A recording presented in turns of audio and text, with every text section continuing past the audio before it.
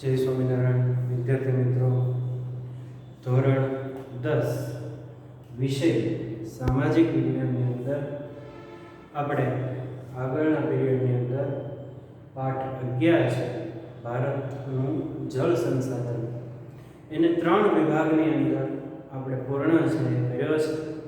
ત્યાર પછી આજે પાઠ 5 ભારતનો વિજ્ઞાન અને ટેકનોલોજીનો જે વારસો છે એની અંદર ભાગ 1 ની અંદર આજે આપણે આટલા મુદ્દાની ચર્ચા છે કરવાની છે. એ પહેલા આ જે પાઠ છે એનો જે ગુણભાર છે એની વિશે વાત કરીએ તો આ પાઠમાંથી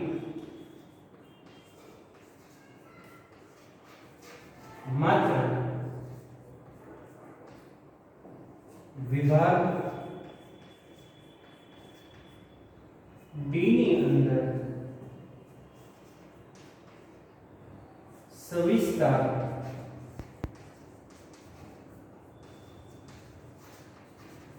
ઉત્તર લખો. એમાં 4 માર્ક એક મોટો પ્રશ્ન છે પૂછે. એટલે કે આ પાઠનો જે કુલ ગુણભાર છે કેટલો છે તો કે 4 નંબરનો છે. એટલે કે આ પાઠમાંથી તમારે જે જોડકા છે, ખાલી જગ્યા છે, ખરા ખોટા છે કે વિકલ્પો છે, આ ઉપરાંત નાના જે પ્રશ્નો છે ટૂંકમાં ઉત્તર આપો અથવા તો મુદ્દાસર ઉત્તર આપો, એવા કોઈ પ્રશ્નો છે પૂછાતા નથી.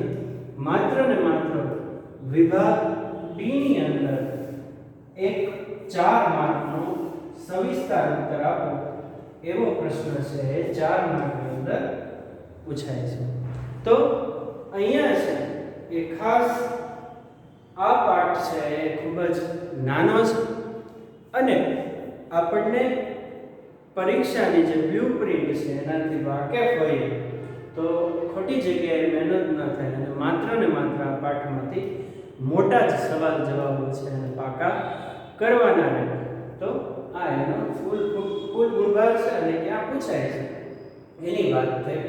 ત્યાર પછી જે આજના ચર્ચા કરવાના જે મુદ્દાઓ છે એની અંદર પ્રસ્તાવના, એટલે કે વિજ્ઞાન અને ટેકનોલોજી એટલે શું છે એ વસ્તુ અને ભારતે શું પ્રદાન આપેલું છે એની વાત છે એ આપણે પ્રસ્તાવનાની અંદર.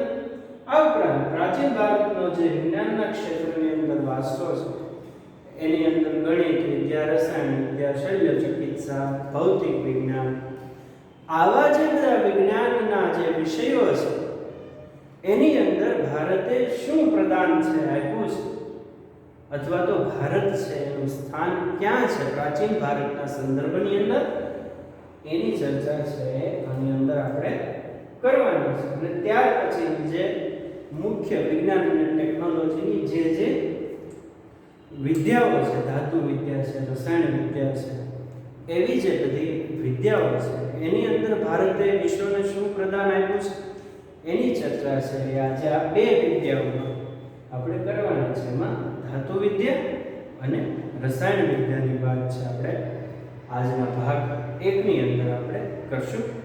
તો જોઈએ આપણે કે વિજ્ઞાન અને ટેકનોલોજી ક્ષેત્રે જે સંશોધન થયા તેમણે વિશ્વના દેશોને નજીક છે એ લાવી દીધા છે. વિજ્ઞાન અને ટેકનોલોજીએ આજે વિશ્વ છે એક ગામડું છે બનાવી દીધું છે. ઇન્ટરનેટનો ઉદ્ભવ થતા અથવા તો ઇન્ટરનેટની શોધ થતા, મોબાઈલ ફોનની શોધ થતા આજે અમેરિકાની અંદર આપણો કોઈ સગા સંબંધી કે ત્યાંના લોકો છે શું કરી રહ્યા છે એની મિનિટની વાત છે આપણે અત્યારે જાણી શકીએ છીએ. તો વિશ્વના જે દેશો છે એને આ વિજ્ઞાન અને ટેકનોલોજીની અંદર જે ક્રાંતિ આવી છે એના કારણે નજીક છે એ લાવી દીધા છે. દેશ દેશ વચ્ચેના આંતરવ્યવહારને સરળ છે એ બનાવ્યું છે વિજ્ઞાન અને ટેકનોલોજીએ. વાહન વ્યવહારની શોધ થતાં, મોબાઈલ ઇન્ટરનેટની શોધ થતાં, ઉપરાંત ટીવી મીડિયાની શોધ થવાને કારણે આજે વિશ્વના જે દેશો છે એ જુદા જુદા દેશો વચ્ચે આંતર વ્યવહાર છે એ આજે સરળ છે એ બનાવ્યો છે. વિશ્વના તમામ દેશો વચ્ચે સહયોગ છે એ વધ્યો છે. આજથી 100 વર્ષ પહેલા જેટલું આપણો દેશ છે એ અમેરિકા કે બીજા વિશ્વના દેશો સાથે જે ધરોહર ધરાવતો હતો એની કરતાં આજે ઘણો બધો વધારે એનાથી પરિચિત છે, થયા છે અને નજીક છે, આવ્યા છે. અને જુદા જુદા દેશો વચ્ચે સહયોગ છે એ પણ ખૂબ જ મોટા પ્રમાણની અંદર વધ્યો છે. વેપારની વાત કરીએ કે સાંસ્કૃતિક આદાન પ્રદાનની વાત કરીએ, આ વિજ્ઞાન અને ટેકનોલોજીની શોધ થવાને કારણે આ બધા જે બાબતો છે એની અંદર વિશ્વના જુદા જુદા દેશો છે એનું પ્રદાન છે એ વધતું જાય છે અને નજીક છે એ આવતા જાય છે. નવો અભિગમ છે એ ઉદ્ભવ્યો છે. રાષ્ટ્રો વિશ્વ શાંતિ અને સહઅસ્તિત્વ તરફ અભિમુખ છે એ થયા છે. આજે વિશ્વના દરેક દેશો છે એ વિજ્ઞાન અને ટેકનોલોજીને કારણે જે વિશ્વ શાંતિની વાત છે કરે છે અને પરસ્પર જો સાથે મળીને જીવવામાં આવશે, સહઅસ્તિત્વથી જીવવામાં આવશે તો જ બધાનું અસ્તિત્વ જળવાશે. એવી જે બાબત છે એને આજે વિશ્વના દેશો છે એ સ્વીકારતા થયા છે અને અભિમુખ છે એ થયા છે. વિજ્ઞાન એટલે વ્યવસ્થિત જ્ઞાન અને ટેકનોલોજી એટલે વિજ્ઞાનની વ્યાવહારિક ઉપયોગિતા. આ મોબાઈલ છે એ એક વિજ્ઞાન છે, પણ એ મોબાઈલનો ઉપયોગ કરતા આવડે એને આપણે ટેકનોલોજી છે એ કહીએ છીએ. તો વિજ્ઞાન એટલે કે કોઈ બાબતનું વ્યવસ્થિત જ્ઞાન અને ટેકનોલોજી એટલે કે એના ઉપયોગની જે વ્યવહારિકતા છે એને આપણે ટેકનોલોજી છે એ કહીએ છીએ. વિજ્ઞાન અને ટેકનોલોજી બંને શબ્દો ભિન્ન હોવા છતાં જોડાઈ ગયા છે. એની વચ્ચે એટલું તાદાત્મ્ય છે, ઉપજ્યું છે કે વિજ્ઞાન અને ટેકનોલોજી છે એ બંને જુદા જુદા શબ્દો હોવા છતાં પણ આજે એ બંને શબ્દોનો એક સાથે જ ઉપયોગ કરવો પડે એવી પરિસ્થિતિ છે એ ઊભી થઈ છે. ત્યાર પછીનો જે બીજો પોઈન્ટ છે, પ્રાચીન ભારતનો જે વિજ્ઞાનના ક્ષેત્રે વારસો છે, એવી કઈ બાબતો છે, એવી કઈ વિદ્યા છે કે જેની અંદર ભારતે પોતાનું યોગદાન છે એ પોતાના ઉચ્ચતમ તબક્કે છે એ આપ્યું છે. તો એની વાત કરીએ તો આપણા પ્રાચીન ભારતના મહાન ઋષિઓએ વિજ્ઞાનના ક્ષેત્રે અમૂલ્ય વારસો છે વિશ્વને આપ્યો છે. આપણા પ્રાચીન ભારતના જે મહાન ઋષિઓ છે એણે પોતાની જે વાતો છે એને પોતાના જે ગ્રંથો છે એની અંદર આ વિજ્ઞાનની જે વાત છે એ કરીને ભારતને એક વિજ્ઞાન અને ટેકનોલોજીનો વારસો છે એ આપ્યો છે. આપણે વાત કરીએ એરોપ્લેન છે તો એરોપ્લેનની શોધ છે એ એમ કહે છે કે હમણાં 18મી સદીની અંદર થઈ અને એના શોધક છે એ રાઇટ બ્રધર્સ છે. પણ આપણી રામાયણ છે જે 10,000 વર્ષ જૂની છે એની અંદર જે રામ છે એ જ્યારે વનવાસમાંથી પરત ફરે છે એ વખતે રાવણના ભાઈ જે છે એનું વિમાન છે પુષ્પક વિમાન. રાવણનો જે ભાઈ કુબેર છે એનું પુષ્પક વિમાનની અંદર એ પાછા અયોધ્યા છે પરત ફરે છે. તો 10,000 પહેલાનો જે આપણો ગ્રંથ છે રામાયણ છે એની અંદર જો આવા વિમાનની વાતનો ઉલ્લેખ હોય તો એમાં કયું સત્ય છે એ આપણે માનવું. તો એથી કહી શકાય કે ભારતનો જે વિજ્ઞાન અને ટેકનોલોજીનો જે વારસો છે એ ખૂબ જ પ્રાચીન છે અને આ રીતે ભારતે વિજ્ઞાનના ક્ષેત્રે અમૂલ્ય વારસો છે એ વિશ્વને આપ્યો છે. ધાતુ વિદ્યા, રસાયણ વિદ્યા, વૈદક વિદ્યા, શલ્ય ચિકિત્સા, ગણિતશાસ્ત્ર, ખગોળશાસ્ત્ર, જ્યોતિષશાસ્ત્ર, વાસ્તુશાસ્ત્ર, ભૌતિકશાસ્ત્ર જેવા વિજ્ઞાનના અનેક ક્ષેત્રોમાં આપણા ઋષિઓએ મહત્તમ ફાળો છે આપ્યો છે. આ જે વિજ્ઞાન અને ટેકનોલોજીની જે વિદ્યાઓ છે એની અંદર ધાતુ વિદ્યા છે, રસાયણ વિદ્યા છે, વૈદક વિદ્યા છે, શલ્ય ચિકિત્સા છે. એટલે કે શલ્ય ચિકિત્સા એટલે શું? તો કે એક વાઢકાપનું વિજ્ઞાન છે, જેને આપણે આધુનિક ભાષાની અંદર સર્જરી કહીએ છીએ, કે જેનાથી ઓપરેશન થાય છે. એનું જે વિજ્ઞાન છે એને શલ્ય ચિકિત્સા છે એ કહેવામાં આવે છે.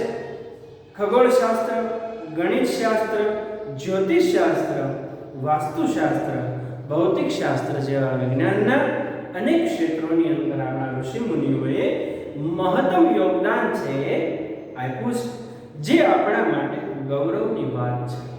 આપણા ઋષિ મુનિઓએ જે પ્રાચીન ભારતની જે વિજ્ઞાનની જે વિદ્યાઓ છે એની અંદર ખૂબ જ મોટા પ્રમાણની અંદર પોતાનું યોગદાન છે આપ્યું છે, જે આપણા માટે આ ગૌરવની વાત ગણી શકાય. ભારતે માત્ર સાહિત્ય, કલા, ધર્મ, શિક્ષણ અને તત્વચિંતન જેવા વિષયો જેવા ક્ષેત્રોમાં જ ફાળો છે નથી આપ્યો, પરંતુ વિવિધ વિજ્ઞાન અને ટેકનોલોજીના ક્ષેત્રોમાં પણ પોતાનો સિંહ ફાળો છે આપ્યો છે. ભારતે માત્ર જે કલા, સાહિત્ય, ધર્મ ઉપરાંત તત્વ ચિંતનની અંદર જ ફાળો આપ્યો છે એવું નથી, પણ ભારતના જે મહાન ઋષિ મુનિઓ છે એને વિજ્ઞાન અને ટેકનોલોજીની અંદર પણ એટલો જ રસ લઈને પોતે એની અંદર પણ સિંહ ફાળો છે એ આપ્યો છે. અર્વાચીન યુગના સંશોધનો દ્વારા જાણવા મળ્યું છે કે ભારત આધ્યાત્મિક વિચારધારાની સાથે સાથે વૈજ્ઞાનિક દ્રષ્ટિબિંદુ પણ ધરાવે છે. જુદા જુદા સંશોધનોની અંદર એવું પણ જાણવા મળ્યું છે કે ભારત જે અધ્યાત્મનો દેશ છે એ માત્ર અધ્યાત્મનો જ દેશ નથી, પરંતુ સાથે સાથે વૈજ્ઞાનિક દ્રષ્ટિબિંદુ પણ ધરાવે છે.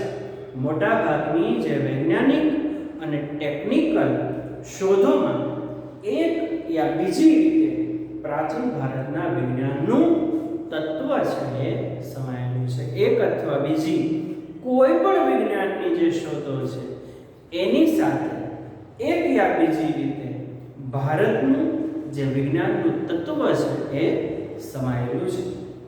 ત્યાર પછીની જે વાત છે ધાતુ વિદ્યાની વાત છે.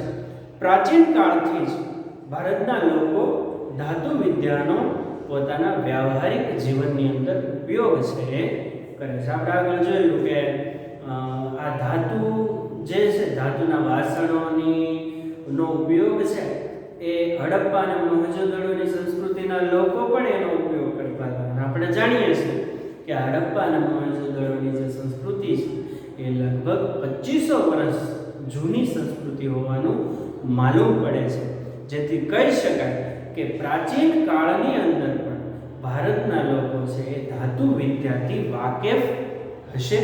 પ્રાચીન ભારતે ધાતુ વિદ્યામાં અદ્વિતીય સિદ્ધિઓ છે એ હાંસલ કરી હતી.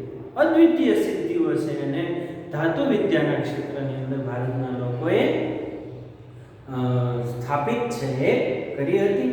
એના ઉદાહરણ સ્વરૂપે સિંધુકાલીન સંસ્કૃતિમાંથી મળેલ જે ધાતુની નર્તકીની જે પ્રતિમા છે એ ધાતુની બનેલી નર્તકીની પ્રતિમા છે, તો એના ઉપરથી કહી શકાય કે સિંધુ ખીણની સંસ્કૃતિની અંદર લોકો છે એ આવા ધાતુ વિદ્યાના જાણકાર છે હશે. તક્ષશિલામાંથી એટલે કે તક્ષશિલા વિદ્યાપીઠ છે એમાંથી પ્રાપ્ત થયેલી જે કુષાણ રાજવીના સમયની ભગવાન બુદ્ધની પ્રતિમાઓ છે. તક્ષશિલા વિદ્યાપીઠની અંદર ખોદકામ કરતા મળી આવેલી કુષાણ રાજાઓ, જે કુષાણ રાજવંશ છે એના એ રાજાઓના સમયમાં જે ભગવાન બુદ્ધની પ્રતિમા છે બનાવવામાં આવી હતી એ તક્ષશિલા વિદ્યાપીઠમાંથી મળી આવી છે. ત્યાર પછી ચોલ રાજવીઓના સમયમાં તૈયાર થયેલા ધાતુ શિલ્પો. ચોલ રાજવંશ દરમિયાન એના સમયની અંદર તૈયાર થયેલા જે ધાતુઓના શિલ્પો છે એ પણ મળી આવ્યા છે. ચેન્નઈના સંગ્રહાલયમાં સચવાયેલું અને આંતરરાષ્ટ્રીય ખ્યાતિ ધરાવતું નૃત્ય કલાના ઉત્કૃષ્ટ નમૂનારૂપ મહાદેવ નટરાજનું જે શિલ્પ છે તથા ધનુર્ધારી શ્રીરામનું શિલ્પ એ પણ મહત્વનું છે અને પ્રાચીન છે. એટલે કે જે ચેન્નાઈના સંગ્રહાલયની અંદર મ્યુઝિયમની અંદર જે સાચવી રાખવામાં આવ્યું છે અને આંતરરાષ્ટ્રીય ખ્યાતિ ધરાવે છે એવું જે નૃત્યના જે દેવ છે મહાદેવ નટરાજનું જે શિલ્પ છે, આ ઉપરાંત ધનુર્ધારી ભગવાન શ્રી રામનું જે શિલ્પ છે એ પણ પ્રાચીન ભારતની અંદર પ્રાચીન ભારતના વારસામાંથી આપણને પ્રાપ્ત છે થયું છે. આ ઉપરાંત દેવદેવો, પશુ પક્ષી તથા સોપારી કાપવાની સુડીઓ વગેરે ગણાવી શકાય. આ ધાતુ શિલ્પ બનાવવાની પરંપરા 10મી અને 11મી સદીથી વિકાસ છે પામી છે. તો ધાતુ વિદ્યાની જો વાત કરીએ તો ભારતની અંદરથી જે સિંધુકાલીન સંસ્કૃતિની ખોદકામ દરમિયાન જે ધાતુની જે નર્તકીની મૂર્તિ છે એ મળી આવી છે. આ ઉપરાંત તક્ષશિલામાંથી કુષાણ રાજવીઓના સમયમાં સ્થાપિત થયેલી ભગવાન બુદ્ધની મૂર્તિ છે. આ ઉપરાંત જે ચોલ રાજવીઓના સમયમાં તૈયાર થયેલા જે ધાતુ શિલ્પો છે. આ ઉપરાંત ચેન્નાઈના મ્યુઝિયમની અંદર સંગ્રહવામાં આવેલું અને નૃત્યકલાનો જે ઉત્કૃષ્ટ નમૂનો કહી શકાય એવા ભગવાન મહાદેવનું જે નટરાજ છે એનું ધાતુ શિલ્પ, ઉપરાંત ધનુર્ધારી ભગવાન શ્રી રામનું શિલ્પ, દેવદેવીઓ, પશુ પક્ષીઓ તથા સોપારી કાપવાની જે સુડીઓ પ્રાચીન ભારતના ખોદકામ દરમિયાન પ્રાપ્ત થઈ છે. જે પ્રાચીન ભારતના લોકો ધાતુ વિદ્યા છે જાણતા હશે એવું સાબિત છે એ કરી આપે છે. તો આ રીતે કહી શકાય કે ભારતની અંદર આ ધાતુ શિલ્પો બનાવવાની જે પરંપરા છે એ લગભગ 10મી થી 11મી સદીમાં વિકાસ છે પામી છે. ત્યાર પછીની જે વાત છે એ રસાયણ વિદ્યાની છે. એમાં જોઈએ તો કે રસાયણ શાસ્ત્ર એક પ્રયોગાત્મક શાસ્ત્ર છે. આપણે જાણીએ છીએ રસાયણ શાસ્ત્રને આપણે અંગ્રેજીની અંદર કેમિસ્ટ્રી કહીએ છીએ. એની અંદર એક જે રસાયણ છે એને બીજા રસાયણ સાથે ભેળવવામાં આવે તો એમાંથી શું મળે. આપણે ઘણા રાસાયણિક સૂત્રો હોય છે, ખબર છે એને H2SO4 ને મીઠાને NaCl કહેવાય. આ ઉપરાંત તમારા વિજ્ઞાનની અંદર મેન્ડેલિફનું જે આવર્ત કોષ્ટક આવતું એની અંદર હાઇડ્રોજન ને હિલિયમ ને બોક્સાઇડ ને નાઇટ્રોજન ને એવું જે આખું જે ધાતુઓનું જે વિજ્ઞાન છે અથવા તો રસાયણનું જે વિજ્ઞાન છે એને આપણે જે રસાયણ વિજ્ઞાન છે કહીએ છીએ. એ મોટા ભાગે પ્રયોગાત્મક જે વિદ્યા વિજ્ઞાન છે. આ વિદ્યા વિવિધ ખનિજો, છોડ, કૃષિ માટેના જે બીજ, વિવિધ ધાતુનું નિર્માણ કે તેમાં પરિવર્તન તથા સ્વાસ્થ્યની દ્રષ્ટિએ જરૂરી ઔષધોના નિર્માણમાં ઉપયોગી છે. આપણે જોઈએ છીએ કે જે મોટી મોટી ફાર્માસ્યુટિકલ કંપનીઓ છે જુદી જુદા રસાયણો મિશ્રિત કરીને એમાંથી દવા છે, ઔષધિઓ છે બનાવે છે અને કોઈ પણ રોગ ઉપર કારગત છે નિવડતી હોય છે. તો એની પાછળ જે વિજ્ઞાન છે એને આ રસાયણ વિજ્ઞાન છે કહેવામાં આવે છે. રસાયણ શાસ્ત્રીઓમાં નાલંદા વિદ્યાપીઠના બૌદ્ધ આચાર્ય નાગાર્જુને ભારતીય રસાયણ શાસ્ત્રના આચાર્ય છે એ માનવામાં આવે છે. એની નીચે અંડરલાઈન કરો કે એક બીજા શબ્દોની અંદર કહીએ તો કે ભારતીય રસાયણ શાસ્ત્રના જે આચાર્ય છે અથવા તો પિતા છે એ આ નાલંદા વિદ્યાપીઠની અંદર જે બૌદ્ધ આચાર્ય હતા નાગાર્જુન, એને ભારતીય રસાયણ વિદ્યાના આચાર્ય તરીકે સર્વસ્વીકૃતિથી માનવામાં આવ્યા છે. એમણે એટલે કે કોને તો કે આ બૌદ્ધ આચાર્ય નાગાર્જુને 2 ગ્રંથો છે એની રસાયણ વિદ્યાના જે 2 ગ્રંથો છે એની રચના છે કરી છે. એમાં એમણે રસ રત્નાકર અને આરોગ્ય મંજરી જેવા ગ્રંથો છે એ લખ્યા છે. આ નાલંદા વિદ્યાપીઠના જે બૌદ્ધ આચાર્ય છે એ રસાયણ વિજ્ઞાનના આચાર્ય છે. એનું નામ છે આચાર્ય નાગાર્જુન છે. એમણે 2 રસાયણ વિદ્યાને લગતા ગ્રંથો છે એની રચના કરી છે. એમાં એકનું નામ છે રસ રત્નાકર છે અને બીજાનું નામ છે આરોગ્ય મંજરી છે. એવા 2 મોટા ગ્રંથો છે એને રચ્યા છે. આચાર્ય નાગાર્જુને વનસ્પતિ ઔષધિઓની સાથે સાથે રસાયણ ઔષધો વાપરવાની ભલામણ છે કરી હતી. આજથી લગભગ 4મી કે 5મી સદીની અંદર આ બૌદ્ધ આચાર્ય નાગાર્જુન છે એ થયા છે. એ વખતે આયુર્વેદ છે ખૂબ જ પ્રસિદ્ધ હતો અને આયુર્વેદની સાથે સાથે આવી જે રસાયણની પણ ગોળીઓ છે એ શરીર માટે ઔષધનું કામ કરે છે. એવું આજથી લગભગ 2000 વર્ષ પૂર્વે આપણા ભારતના બૌદ્ધ આચાર્ય નાગાર્જુને પ્રથમ વખત કીધું હતું, જે આપણા માટે ગૌરવ લેવા જેવી વાત છે. અને એણે આવી ઔષધિ રસાયણને ઔષધિ તરીકે વાપરવાની ભલામણ છે એ કરી હતી. પારાની ભસ્મ કરીને ઔષધ તરીકે વાપરવાનો પ્રયોગ તેમના દ્વારા શરૂ થયો હોય તેમ મનાય છે. પારો એટલે જે આપણે થર્મોમીટરની અંદર તાપમાન માપવા માટે જે રસાયણ છે વાપરવામાં આવે છે એને આપણે પારા તરીકે ઓળખીએ છીએ. આ ઉપરાંત એને અંગ્રેજીની અંદર હું ભૂલતો ન હોય તો મર્ક્યુરી પણ કહે છે. એની ભસ્મ છે એને ઔષધિ તરીકે વાપરવાની શરૂઆત છે એ આ પંડિત નાગાર્જુને કરી હોવાનું માનવામાં આવે છે.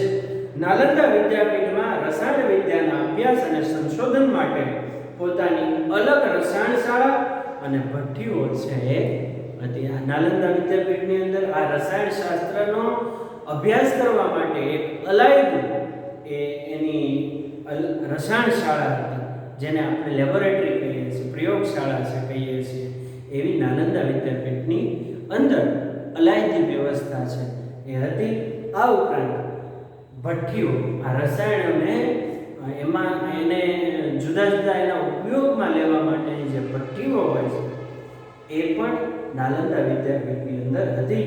રસાયણ શાસ્ત્રના ગ્રંથોમાં મુખ્ય રસ, ઉપરસ, 10 પ્રકારના વિષ તેમજ વિવિધ પ્રકારના ક્ષારો અને ધાતુઓની ભસ્મનું વર્ણન છે એ જોવા મળે છે. રસાયણ શાસ્ત્રની અંદર મુખ્યત્વે શું જોવા મળે છે તો કે મુખ્ય રસ, ઉપરસ ઉપરાંત 10 પ્રકારના વિષ એટલે કે ઝેર, આ ઉપરાંત ક્ષારો અને ધાતુઓની ભસ્મનું વર્ણન છે એ રસાયણ શાસ્ત્રની અંદર જોવા મળે છે.